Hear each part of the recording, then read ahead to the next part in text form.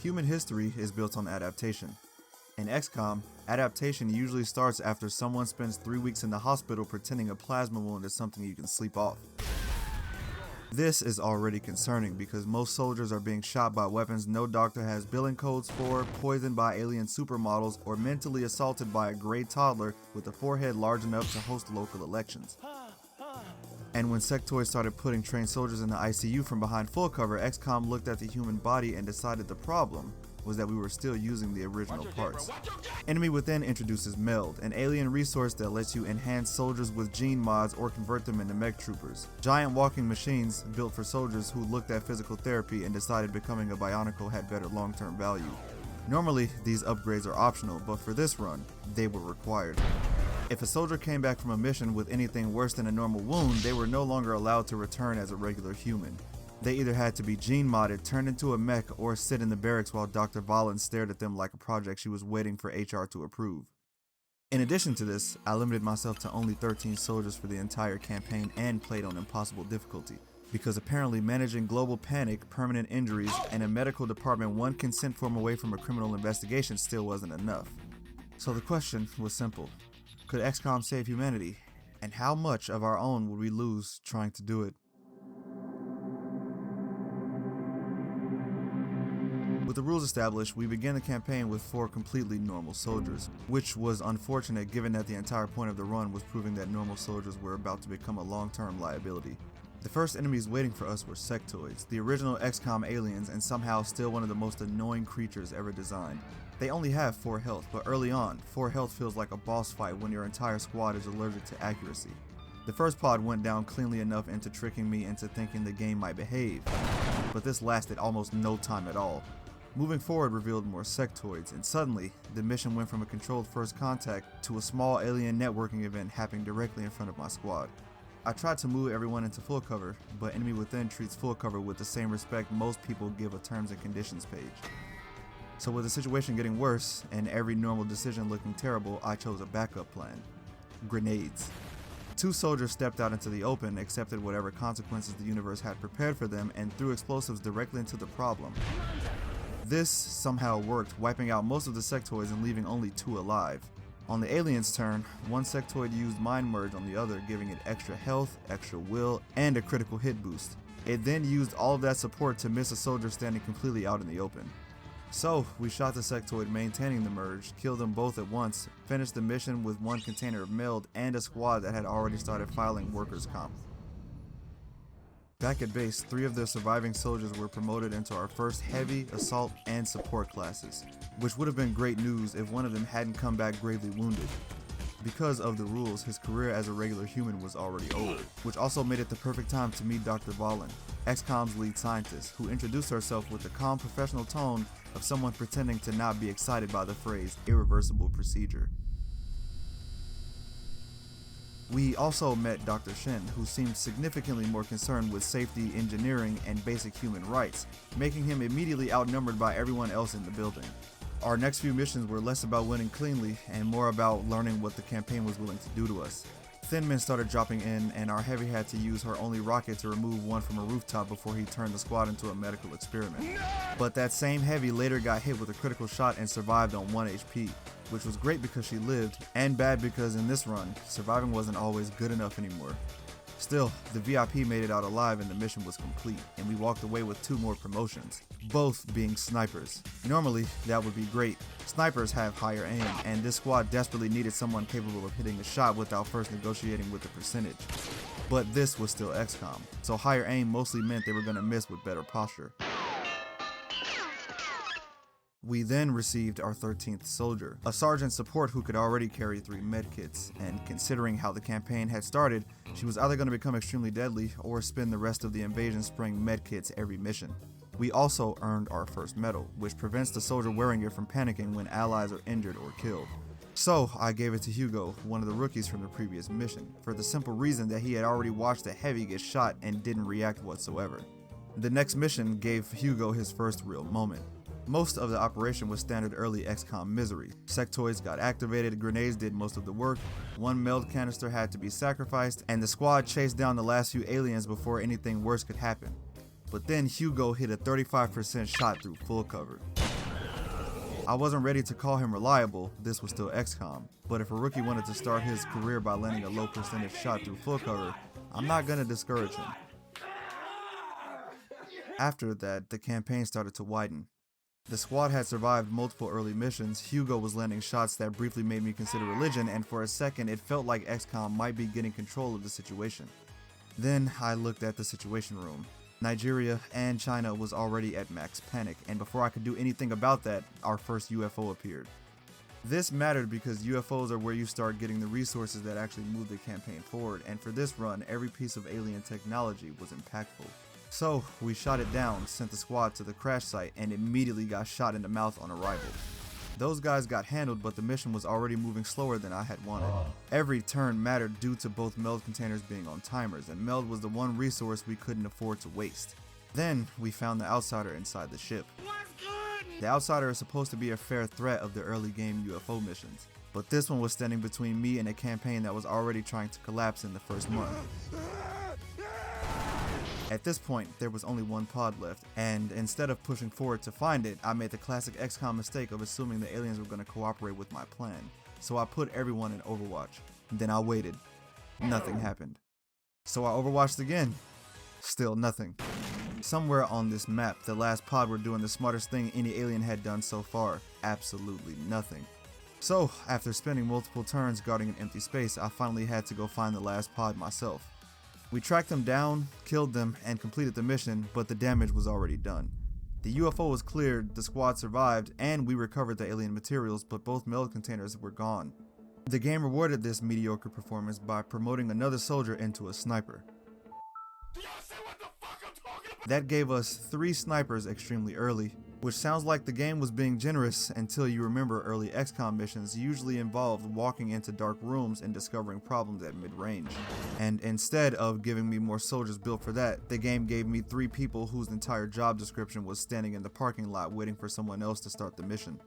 I started working towards the officer training school, kept rushing meld research, and tried to prepare for the part of the run where we could finally start turning injuries into upgrades.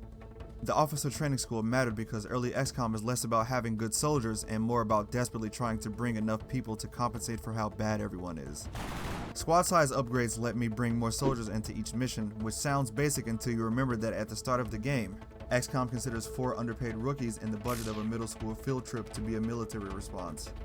With only 12 soldiers now for the entire campaign, every extra body on a mission mattered, not because they were all reliable, but because sometimes the most valuable thing a soldier can do is stand near a sectoid and give it someone else to shoot at. But before any of that could matter, the first council report arrived. Nigeria, China, Brazil, and Canada all withdrew from the council. 4 completely different countries within the first month.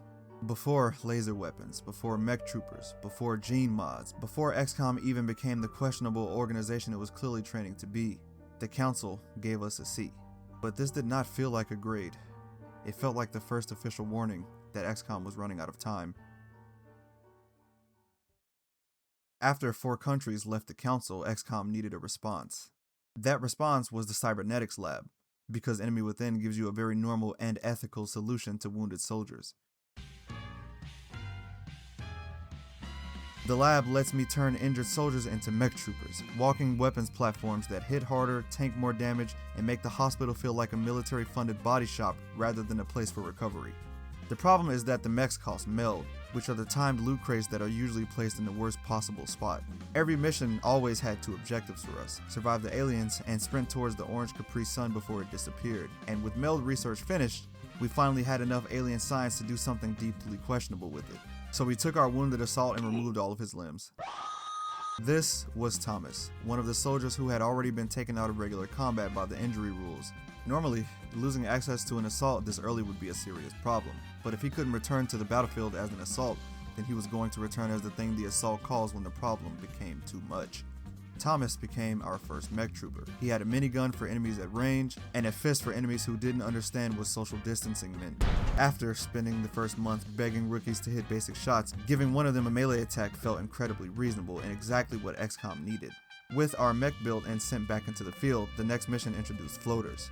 Floaters were the aliens' first real mobility upgrade. Up until now, most enemies had been hiding behind cover and praying. But once the aliens figured out legs were optional, they started flying, flanking, taking high ground, and generally behaving like mosquitoes outside a gas station at 2 a.m. So naturally, the first group we found had used this gift of flight to gather behind the same log. This was an incredible use of alien free will, mostly because it allowed our brand new mech to walk forward, shoot the only object protecting all three of them, and turn the aliens' first airborne unit into a tutorial on why cover stops being cover when someone brings a minigun. For an enemy designed around vertical movement, they somehow looked at the entire battlefield and chose the one strategy that depended on a piece of wood staying intact.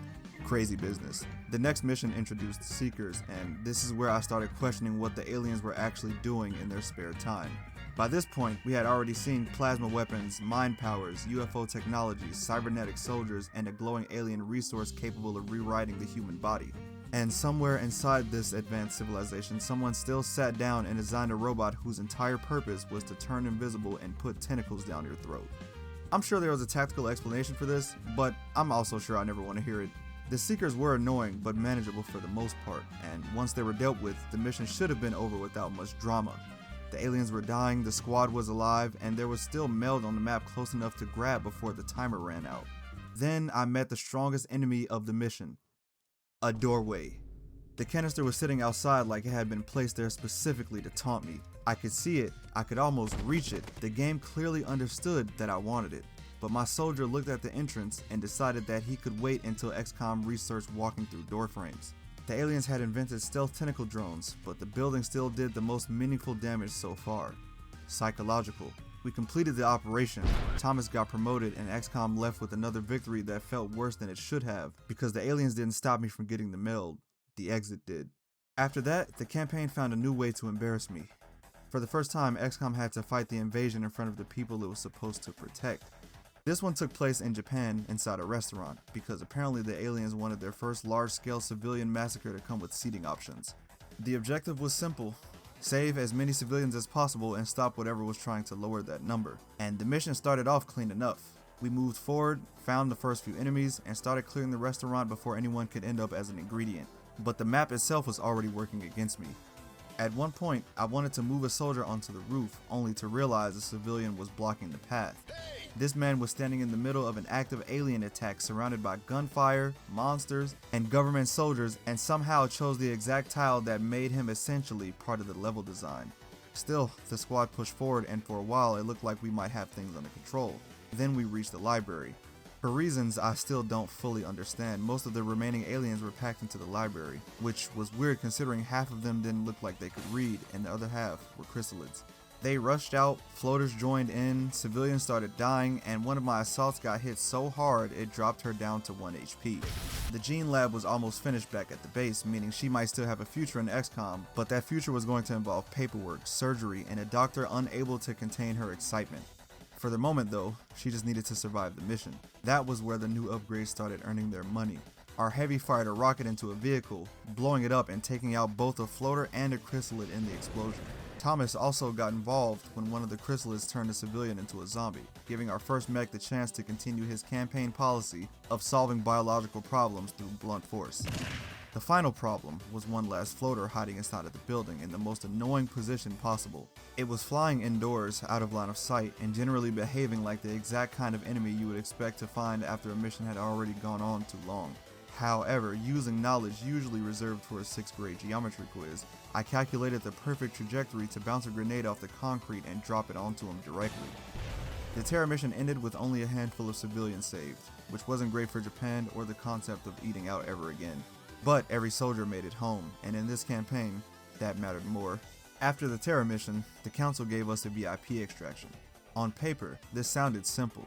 Find one important person, escort him to safety, and try to get everyone out alive. But before the mission even started, a sectoid was seen passing nearby, and bro pulled out a pistol and killed him in one shot. Woo, you know he did. This completely changed my perception of this man. I was told we were here to protect him, but the first thing he did was reveal a sidearm that had better alien killing potential than most of the equipment Xcom started the campaign with. At that point, not only did I want to extract him, I wanted to ask him where he got the pistol. After not being allowed to pick up the Black Ops Wonder Weapon, the mission itself was mostly standard Xcom council business. Thin men dropped in, reinforcements became annoying, and the squad kept moving toward extraction until the first mutant appeared.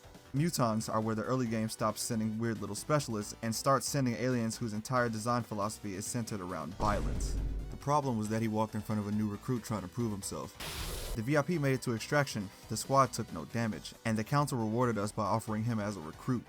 In a normal campaign, I would have been honored to keep him. Anyone who opens their introduction by one-shotting a sectoid deserves at least a conversation. But in this run, we had a 13 soldier limit, and we had already hit that cap. So even though he sacrificed his entire well-being for us, we let him go. Because the real reward was the money. Yeah, buddy! I used it to buy squad size 6 and wet work, making future missions have more soldiers on the field and more experience coming from kills. Around this time, the Gene Lab finally finished. This was important due to several soldiers having already missed a lot of time from early injuries. The Gene Lab gave those soldiers a way back in, and wet work meant that if they came back late, the extra experience from kills could help them catch up before the campaign moved too far ahead of them. One of the first upgrades went to Hugo. I added depth perception, so high ground gave him better aim and critical chance on shots. The squad was definitely getting stronger, but it wasn't all happening at once. It was happening piece by piece, injury by injury, upgrade by upgrade, until the people coming out of the barracks started looking a little less like the people who went in. The Gene Lab also gave us access to one of the strongest upgrades in Enemy Within, mimetic skin. The way it works is simple. If a soldier moves into high cover when no enemy can see them, they turn invisible, which is a very reasonable thing for the human body to start doing after a brief hospital visit. That is strong as shit. This immediately changed how we could approach missions, because scouting in Xcom is usually just walking forward and hoping the fog of war doesn't contain 6 aliens waiting to clap our cheeks. Ooh. But with mimetic skin, I can move ahead, check positions, and find pods without risking anything at all. So I gave it to Outrider. Outrider was an assault, so she already wanted to be closer to the enemy than anyone with a normal survival instinct should be, but now she can do that while invisible. This was where squad sight started to become even more useful. For the first time, Xcom had a setup that let us start fights before the aliens were ready for them, which was a nice change after spending their early campaign learning what happened when they started fights first. Carapace armor was also finished, which was nice because I'm sure Bradford was excited to stop watching soldiers come home with medical charts that looked like crash reports. But then the council reminded me that this was still a global disaster. 3 more countries left the project. One by one, the map got smaller, and suddenly, this was no longer just a bad campaign, it was a campaign standing on the edge of a cliff. And with one more withdrawal on the verge of ending the run entirely, the aliens didn't need to destroy every single country on Earth. They only needed one more to give up. Shit. The upgrades finally ended up stacking together. Better armor kept people alive, gene mods gave the squad new options, and the team was hitting hard enough that on one mission, a floater ran into a corner to cower completely in fear. The same enemy that had spent most of their early game flying around like it paid rent in the sky was now hiding from Xcom like it owed us money. And the game did not appreciate this. After spending several missions watching Xcom become competent, it decided to start inventing new rules. During one fight, I threw a grenade at a sectoid's cover with my support so Hugo could get a clean shot. The grenade landed, and then the sectoid simply disappeared. Apparently, we had upgraded the squad so much that the aliens had moved past defense and started straight up cheating. You cheated! No amount of gene mods, metals, or mechanical limbs could prepare me for a sectoid shifting through space-time. After that little magic trick, the aliens introduced us to our first proper pod of mutons. But by the time the pod showed up, Xcom was not the same group of people that had been bullied by sectoids behind full cover. Even when Outrider accidentally activated another pod by mistake, the squad still handled it better than I had expected. But while the tactical side was improving, the world map was still falling apart.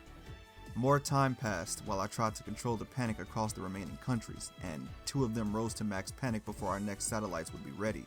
Satellites were the only real way to stop countries from leaving, but satellites took time, engineers, uplinks, money, and the kind of planning that I had clearly not been doing while everyone was busy becoming invisible or losing limbs. This is when Exalt appeared.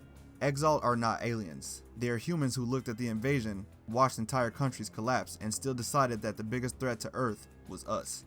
They used regular weapons, moved like human soldiers, and came with their own covert action system. Meaning, we had to send one of our soldiers undercover with barely any equipment and hope they survived long enough for the squad to arrive. The aliens were already a problem, and now Bradford wanted me to take one of my 12 soldiers and put them directly in the middle of a terrorist organization with a pistol. But their timing actually helped us a lot. The first covert operation appeared in Germany, one of the countries that had just reached max panic. Completing it would lower the panic there, which meant Exalt had accidentally given us a chance to save the run they were trying to ruin. But before we could handle that entire operation, another council mission appeared. An alien battleship was attacking China, and Xcom had to go stop it. This would have been a problem under normal circumstances, but it was worse thanks to Thomas, now nicknamed B, being injured and unavailable. So we had to board the battleship without one of our strongest soldiers and hope the rest of the squad could make up for the missing firepower. The mission started the same way most of our better missions were now starting. Outrider moved first. There was a pod next to her and below the rest of the team, so I made sure not to activate them yet. Then 2 thin men dropped in and went straight into Overwatch. I moved Outrider into a riskier position anyways, given that from there she can see almost everything. And if Outrider could see it, Hugo could shoot it. He opened the mission by dropping the first thin man, which is exactly what we needed. But then, I made a mistake. Out of habit, I placed Outrider into Overwatch, which immediately became a problem when the second thin man moved and she smoked him from the lower level, revealing her in the middle of the enemy ship. At the time, I thought the pod next to her still had not fully activated because none of them reacted, but looking back, they were active. They just did nothing until I ended my turn, at which point they finally remembered they were in combat. The pod moved forward, walked directly into Overwatch fire from the rest of the squad, and the fight that could have gotten messy was already halfway under control before the aliens finished moving into cover. One thin man managed to run deep enough into the ship though to poison one of our soldiers, but we killed him anyways, cured the poison, and kept moving. More enemies were waiting near the objective, but this time our positioning was actually good. They were grouped up while we had a rocket ready, and there was no reason to let them spread out and turn this into a real fight, so we didn't. We kept pushing through the objectives, killing more thin men along the way, and one of our supports, named Doc, continued making an extremely convincing argument that support is just another word for homicide with medical training. She barely healed a single thing and spent the entire mission making sure nobody other than the aliens needed medical attention ever again. Then a new enemy appeared, the Cyber Disc. This thing had 20 health, could throw grenades, hit soldiers with high damage, and generally looked like what happens when a Rumba gets tired of cleaning and starts listening to military orders. I hit it with Hugo first, and then again, it simply disappeared. You cheated. Because the sectoid incident from earlier apparently wasn't a one-time thing, the aliens had realized normal cover wasn't working anymore and started giving units access to an emergency exit from reality. But unlike the sectoid, this was not something I could just laugh off. A cyber disc getting a clean turn could absolutely kill someone, so I set the squad up on Overwatch and waited. The Overwatch shots didn't finish it, so next turn we hit it with the Shredder rocket and sent the squad back into Overwatch. This time, when the cyber disc moved, everyone opened fire, and just like that, our first cyber disc got torn apart before it could turn the mission into a funeral. After that, the rest of the battleship started collapsing. We destroyed the remaining power conduits, pushed into the final section, and more enemies dropped in on Overwatch, but Outrider was in the perfect position to deal with it. Lightning reflexes burned the first shot, and because she was dashing, the second shot had a lower chance to hit and missed too. At this point, Outrider wasn't just scouting, she was walking through enemy Overwatch like the bullets were just background noise.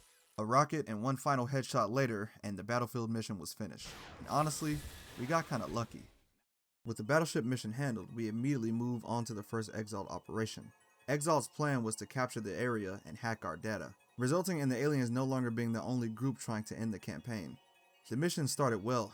Outrider's mimetic skin let us set up before Exalt knew we were there, and the first group ran straight into Overwatch fire. Then another group activated. Fortunately, Exalt's strategy seemed to be less survive the mission and more rush the objective, effectively turning this into a game of Call of Duty Hardpoint. They kept running in, but B was finally healthy again, so the squad started cutting them down without breaking a sweat. Back at the headquarters, we sold the gear we recovered from Exalt and found that their equipment was worth almost nothing. Multiple guns, including RPGs, were selling for pocket change, which felt about right. Xcom was building lasers, gene mods, and mechanical soldiers, and Exalt was still showing up with old school rifles and confidence. After that, we started the Cyberdisc Autopsy, which somehow unlocked the secondary heart gene mod. This meant soldiers with the upgrade would bleed out instead of dying instantly, giving us the chance to save them after a fatal hit. How studying a flying alien machine taught us how to install backup organs, I do not know. But this was XCOM science. The less sense it made, the more useful it actually was. A little later, we got our monthly report, and for the first time in the run, the council gave us an A. After the first month nearly killed the campaign, that felt good to look at. Then a terror mission appeared and immediately gave B a chance to test XCOM's newest relationship with collateral damage. A group of enemies surrounded a civilian standing next to a car, so B blew up the car. The explosion killed the two enemies, and it also killed the civilian, which was terrible, but it got the job done. And unfortunately, that sentence was starting to describe a lot of our decisions. So naturally, we made another mech trooper. The soldiers were becoming less human, and the methods were getting worse. Not long after that, we detected our first large UFO flying over Egypt. This thing had enough health to immediately destroy the first aircraft after I sent it, which was unfortunate because that aircraft had a Phoenix cannon. Thankfully, I equipped it more than one fighter with one, so we sent the second plane and barely managed to shoot it down. We moved to assault the crash site immediately, and this was the perfect mission to bring our new mech. The aliens did not seem happy about this decision. Almost immediately, the mission turned into a brawl with multiple pods activating at once, including Seekers, that legitimately looked like they no-clipped through a wall just to join the fight. At this point, the aliens weren't even pretending to respect the rules. They saw a mech on the field and started entering combat through whatever part of the structure felt convenient. Chrysalids got wiped out, Overwatch Fire cleaned up most of the chaos, and our sniper's battle scanners shut down the remaining Seekers before they could do anything disgusting. The last one tried to make a play, but picked a target close to B, which was a terrible choice because B had already made it clear that anything getting too close was signing up for a very short conversation.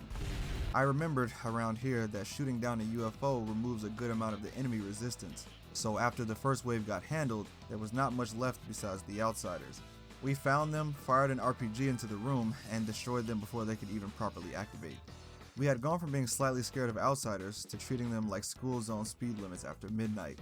Then Xcom came back, and this time they had actually upgraded. They were using meld, gene mods, and laser weapons. Oh, shit. Unfortunately for them, they forgot to upgrade the part of their brain that tells you not to stand next to everyone you know. Two pods grouped so close together that Diesel, one of our heavies, was able to fire a rocket and hit almost everyone. The explosion did so much damage that it not only clapped Exalt, it also crashed my game, and destroyed one of the encoders we were supposed to protect. I had no idea at the time if blowing up the encoder was supposed to fail the mission, but the rocket was too beautiful to pass up, so I chose to believe I was making a calculated decision. After that, cleanup was pretty simple. Exalt kept sending reinforcements and we kept answering with more explosives, and by the end of it, the mission was successful, the enemy cell was broken, and Xcom had once again confirmed that the difference between tactics and reckless behavior is whether the mission complete screen shows up afterward.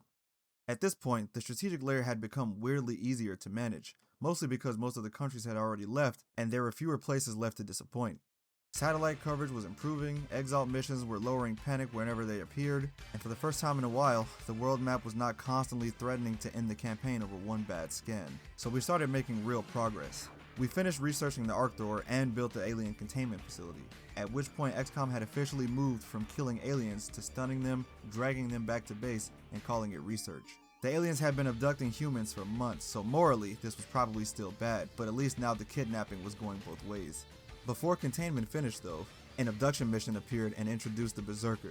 It had 25 health, hit extremely hard, could make soldiers panic like regular mutons, and moved closer every time it took damage. So every shot was both progress and a delivery service for pain. The fight started badly. Before we could even deal with the Berserker, one of the mutons dropped Natalia, our other heavy, with a brutal shot. She survived, but now we have a soldier bleeding out, a Berserker running at us, and the gas station turning into the kind of scene that you would see at your local speedway. B hit the Berserker, which made it move close, unaware that getting closer to B is usually not a reward. He punched it for 12 damage and Outrider finished it with a clean double tap. Natalia got revived, and she even got revenge on the muton that dropped her. That should have been the hard part. However, further into the mission, we found another pod with two mutons and another Berserker. The Berserker got close enough to hit Outrider, nearly killing her on the spot. Then, another pod of the exact same enemies appeared behind a truck. I refuse to believe what I'm seeing is real right now. We had two different Berserkers, multiple mutons, and not enough clean turns to solve everything at once. So I used the disabling shot on one muton to buy some time, killed the first Berserker, and then hesitated shooting the second one because every hit would bring it closer to Outrider. So I just ended the turn, thinking distance would save her. But it didn't. The Berserker had more movement than I expected and reached her anyways, beating her into the ground with an attack that would have killed her outright if she hadn't had a second Now I'll heart. show you the Coyote! So now, Outrider was bleeding out, the mutons were still active, B got intimidated after landing a hit, and I started spending actions trying to stabilize a mission that was already falling apart. This is where I made the mistake that got our newest mech, Guerrero, killed. I thought the flamethrower from her would panic the Berserker and stop it from attacking, so instead of dumping every shot into it immediately, I tried to control the situation. The flame hit, the Berserker moved closer, and it did not panic. This allowed it to now stand point blank next to Guerrero, who didn't have the luxury of having a second heart. And so, the Berserker killed her in one hit. We finished it off after that. B cleaned up the last Muton, and due to the stress of watching my best soldiers get brought to the brink of death, I forgot the van we were hiding behind was also on fire, so it exploded and damaged 2 soldiers before the fighting finally ended. This was by far the hardest mission we had done in a long time, and looking back, Guerrero's death was completely on me. We had enough firepower to kill the Berserker, but I tried to get clever. I trusted the wrong tool at the wrong time and gave it the one turn it needed. After Guerrero died, the campaign kept moving, because Xcom doesn't give you time to sit with anything before asking for more violence. Almost immediately, India requested 8 cyberdisk wrecks, which was insane because at that point, I don't even think we had seen 8 cyberdisks in the entire run. I respect the ambition, but asking Xcom for 8 flying robot corpses during an active invasion felt fairly inconsiderate. Putting aside whatever was happening with the Indian government, we attacked a landed UFO and finally got to use the arc thrower properly. One Berserker got stunned and dragged back to the base for questioning, which sounds professional until you remember that our questioning was being done by the same organization that had recently discovered backup hearts by cutting open a flying machine. And we also managed to capture an outsider, which meant we knocked out 2 major objectives in one mission. We had a live Berserker, a captured outsider, and enough progress to push the story forward. For once, Xcom brought something back to base that wasn't just injuries and bad news. The aliens responded by introducing the Mechtoid. A Mechtoid is basically a sectoid inside of a mech suit, which means the same little alien that used to hide behind half cover now had 20 extra HP, heavy damage, reduced critical vulnerability, and the ability to shoot twice. It was like watching the aliens look at our mech program and say, fine, we can make questionable decisions too. The first one stayed out of line of sight from most of the squad, so we started chipping it down with Hugo after disabling its weapon. Then, another Mechtoid entered the fight, because apparently one armored sectoid was not enough to get the point across. The first one eventually joined too late and got killed by Overwatch, while the second moved closer to Outrider. Once we killed the sectoid supporting the second one, the Mechtoid became much easier to handle. And the fight ended with our mech finishing off the Mechtoid in the kind of robot-on-robot violence that I can only remember experiencing in War of the Monsters on PS2. The rest of the mission turned into pure chaos. Bodies dropped, B and Outrider took some damage, and at one point I tried to capture a sectoid only for it to get blown up by a car instead. So even when Xcom was trying to bring aliens home alive, apparently, we still needed the environment's approval first. The important part was that the Mechtoids were handled. The aliens had escalated again, but Xcom answered by turning their new toy into scrap metal. After researching the Outsider Shard, we finally had a way to find the alien base. Unfortunately, completing that last mission caused panic to spike across several different countries. The UK, Russia, India, and Australia all hit max panic, and we only had 3 satellites ready to launch. Russia already had one, and as a result there was nothing simple we could do for them. This was a huge problem, because the council report was only a week away, and on impossible difficulty, there was still a chance that Russia could leave anyways. So with no clean solutions left, I spent the credits to scan for an exiled cell and hoped the game would give me anything useful. And for once, it did. The cell appeared in Russia. The one country we couldn't fix manually was now the one country Exalt had accidentally given us a panic reduction mission in. I don't know who was running their operation, but at that moment, they had done way more for XCOM than half of the council.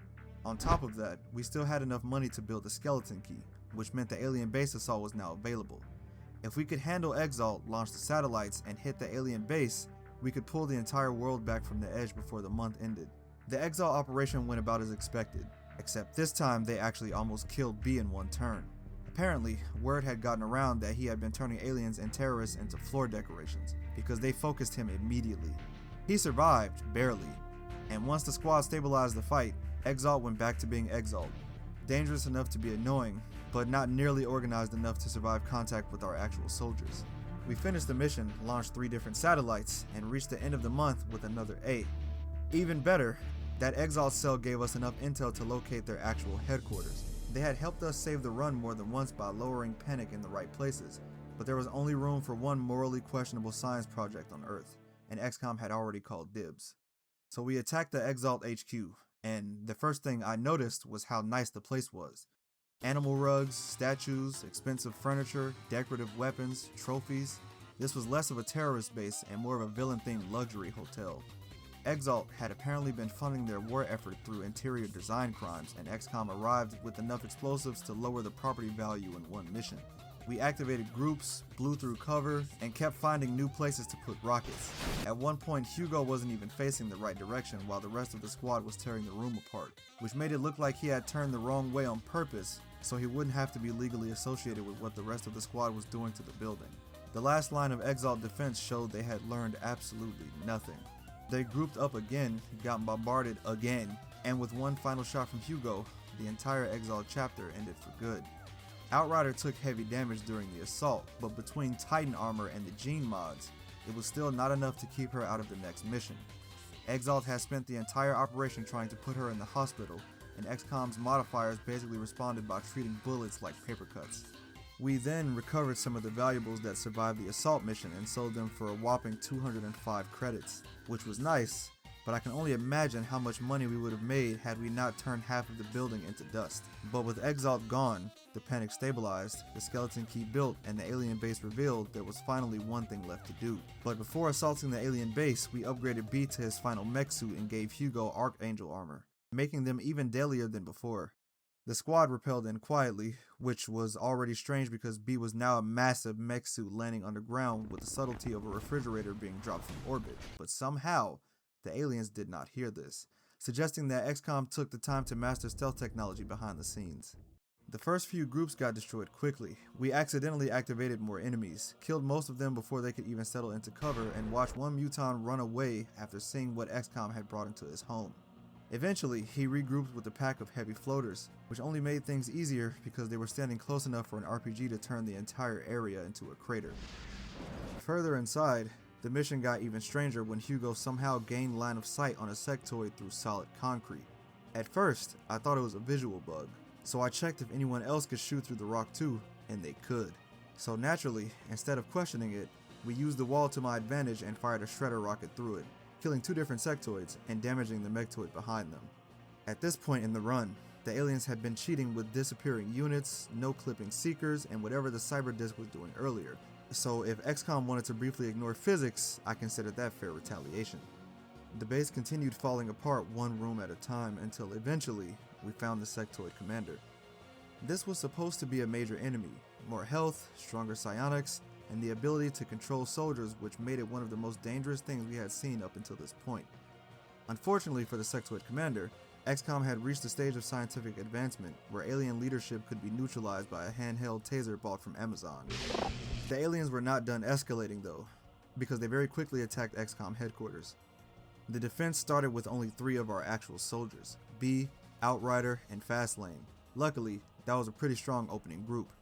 The base also handed us regular Xcom security troops with no gene mods, no armor upgrades, and the kind of health bars that made me understand why most of them had been guarding doors instead of going outside.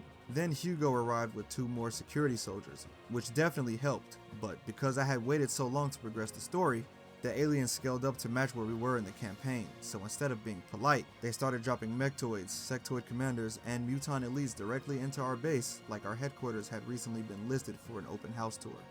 Once we set up properly though, the aliens started getting destroyed by Overwatch.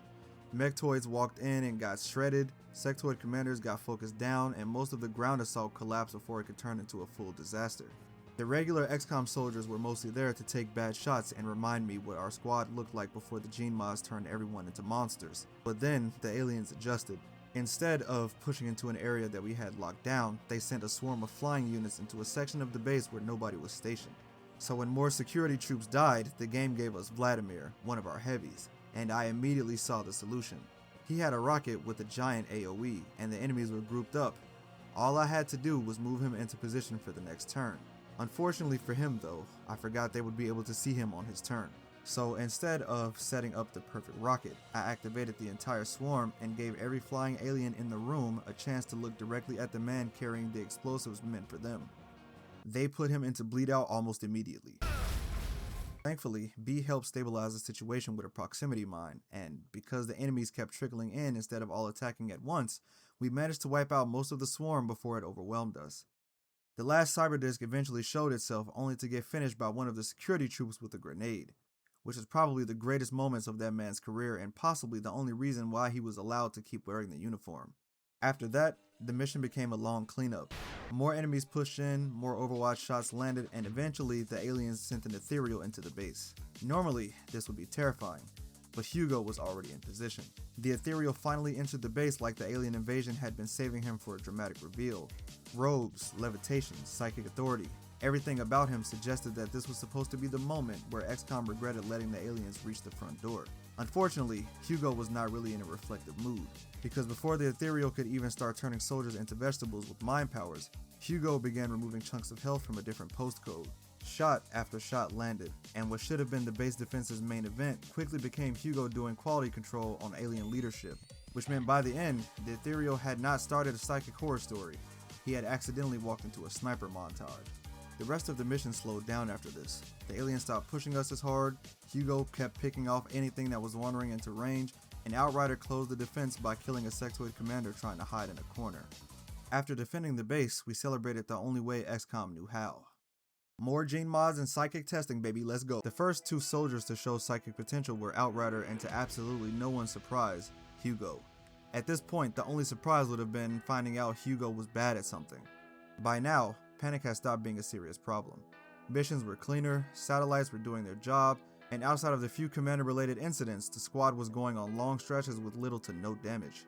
We were hitting the aliens hard enough that even Russia started feeling confident, requesting 4 different plasma rifles in exchange for 2,615 credits, which is a ridiculous amount of money, but also very funny because basically Russia saw the invasion, watched Xcom survive a base assault, and decided they needed the guns that we were using to make the aliens regret arriving.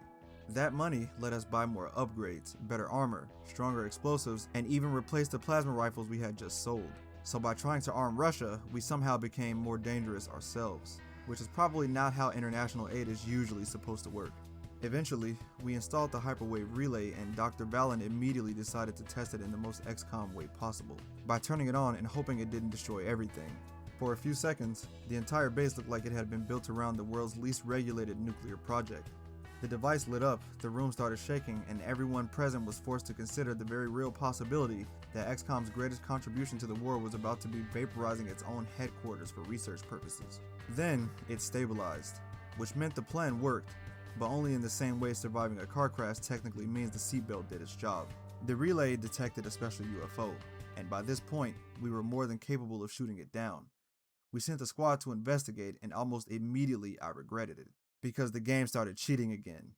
Outrider was invisible, behind cover, and should have been completely safe, but a sectopod somehow detected that the air molecules were suspicious and launched a cluster bomb directly at her position anyways. I don't know what kind of advanced targeting system it was using, but apparently, the aliens had upgraded to see through walls and read vibes. We handled that sectopod and another one that showed up after that, only to find 2 groups of mutant elites hanging in the back of the ship taking a smoke break. I like to imagine they had been standing there the entire time, hoping the sectopods would do all the work while they discussed how bad the invasion benefits were. But unfortunately for them, they were standing a little too close together, and by this stage of the campaign, that was basically a death sentence. A big explosion broke up the group, and a few of them tried to run, but we found them and cleaned them up the next turn. That only left an ethereal and 2 mutons inside the ship. We brought the ethereal down to 1 health, moved in with the upgraded arc thrower, and stunned it. So not only had we stolen an important alien device from the UFO, we also brought home one of their leaders, alive. This made the aliens furious. They finally revealed the temple ship. Earthquakes started hitting around the world, panic spiked everywhere, and for the first time in a while, it genuinely felt like the invasion stopped playing games. They then sent the biggest UFO we had ever seen all campaign. It was carrying tons of aliens. Even getting it out of the sky was a problem. Without the dodge matrix on our firestorm allowing us to dodge a couple of strikes, the interception would have ended in about 6 seconds in a very uncomfortable conversation with the engineering department. Instead, the ship survived, the UFO came down, and Xcom got to find out why they needed room for exactly 29 passengers. Faster. Faster. Faster.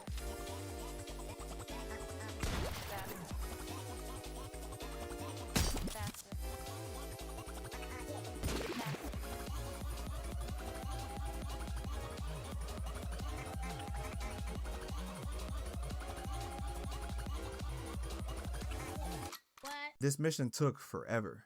By the end, half of the squad had been shot, B was hanging on with 3 HP, and somehow the game decided he only needed 5 days to recover. Apparently, becoming mostly mechanical also qualifies as an outstanding healthcare plan. With the battleship finally behind us, there was only one thing left to prepare. For most of the campaign, a soldier named Saturn had been quietly training in the background. Every promotion pushed his will a little higher, and despite already having Hugo and Outrider as psionic soldiers, Saturn kept looking like the one the game actually wanted. So we put him in the Psi Lab and waited to see what happened. And of course, he was gifted. From there, we started bringing Saturn on missions and putting his powers to work. He damaged different enemies, killed stronger aliens, and kept growing until his will became ridiculous. With a mind shield and Outrider boosting him even further, Saturn could make aliens panic with an absurd consistency, including ethereals at a 99% chance. And that told me we were ready.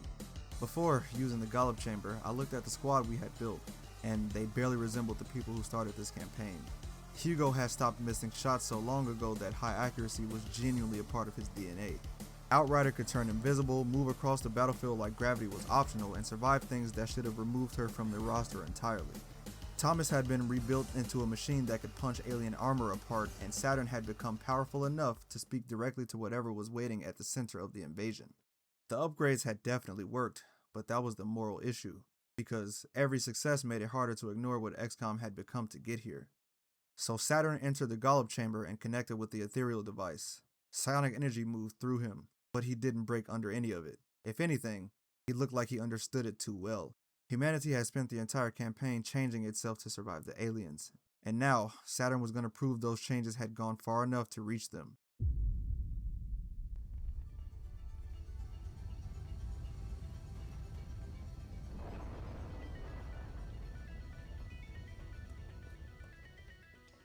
The last mission started with Saturn gaining a new ability called Rift, which was basically a giant psionic explosion.